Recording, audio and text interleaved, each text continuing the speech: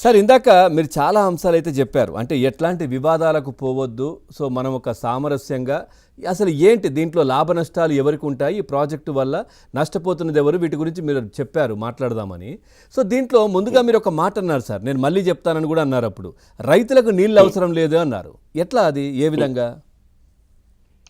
ఇప్పుడు రైతులకు కావాల్సింది ఏంటంటే వాళ్ళకు ఒక ఎకరమో అరెకరంలో ఉన్న దాంట్లో రైతులు కావాల్సింది నికర ఆదాయం. హ్మ్. ఎందుకంటే ఇప్పుడు మనం భారతదేశము 1950లో కానీ 60లో కానీ ఉన్నటువంటి ఫుడ్ సెక్యూరిటీ అనేది ఒక బిగ్ సమస్య ఉండే. అందులో నుంచి మనం బయటకు వచ్చినాం. ఇప్పుడు రైతులు వాళ్ళు దానికి ఎంత ఒక ఎకరంలో ఉన్న 2 ఎకరాలలో ఎంత ఆదాయం కావాలనేది ముఖ్యం కానీ అది నీళ్ళు ఇస్తేనే నీళ్ళతోటి ఈ పంట పండితేనే ఆదాయం రావాలనేది కాదు. దానికి ఎన్నో రకాలుగా వాళ్ళకు ఆ ఆదాయాన్ని గ్యారంటీ చేసేటువంటి ప్రణాళికలు కానీ పాలసీలు కానీ చేయొచ్చు. రకరకాల దేశాలు చేసినాయి అవి ఇవే వాటి.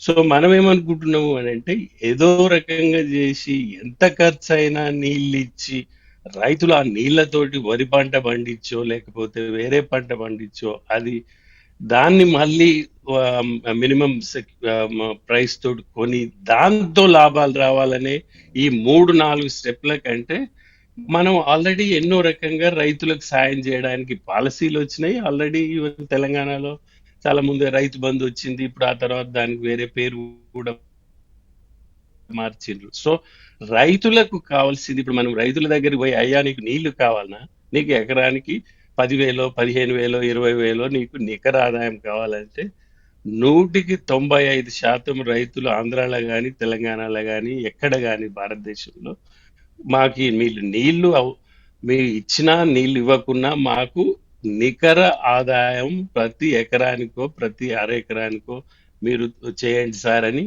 మాకు నీళ్లు వద్దని ఒక అగ్రిమెంట్ కూడా రావడానికి సార్ ఎట్లా సార్ సిద్ధపడుతుంది. ఇది మరి ఎందుకు నీళ్లు లేకుండా చెప్తున్నా మరి పంటలు కావచ్చు ఇవన్నీ అది కూడా ఎట్లా ముందుకెళ్తారు? చె- అది ఇది చెప్తున్నా. ఇప్పుడు హ్మ్. ఇప్పుడు హ్మ్. ఇప్పుడు రైతులు ఇప్పుడు ఈ మన కాళేశ్వరం కానీ లేకపోతే ఈ రంగారెడ్డి కొత్త ప్రాజెక్ట్ లో ఉన్న 12 లక్షలు అక్కడ 18 లక్షల ఎకరాలలో ఇప్పుడు చేతులు కట్టుకొని ఏం చూడండి. రైతులు రకరకాలైనటువంటి పంటలు పండిస్తున్నారు. వాళ్ళ తిప్పలేదో పడుతున్నారు. కానీ వాళ్ళకి కావాల్సింది ఏంటంటే వాళ్ళు అనుకున్నంత ఆదాయం రావట్లేదు. అయితే హ్మ్. దీనికి గవర్నమెంట్ ఏమంటుందంటే ఈ ఎత్తిపోతల పథకాలు ముఖ్యంగా దాని గురించి మేము ఎంతో రాసాము. అవును. కాళేశ్వరం మీద పుస్తకమే రాసాము. హ్మ్. ఎన్నో పబ్లికేషన్స్ కూడా చేసినాం.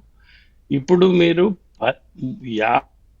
50,000కు ఒక ఎకరానికి ఖర్చు పెట్టి రైతుకు ఆ నీళ్ళు ఇచ్చి రైతు అందులో 15,000 20,000 30,000 లాభం సంపాదించడం అనేది ఒక అర్ధరహితమైనటువంటి ఆర్థిక విధానము, ఆలోచన విధానము, ప్రణాళిక విధానం. అందులో మనం కూరుకుపోతున్నాం మనం.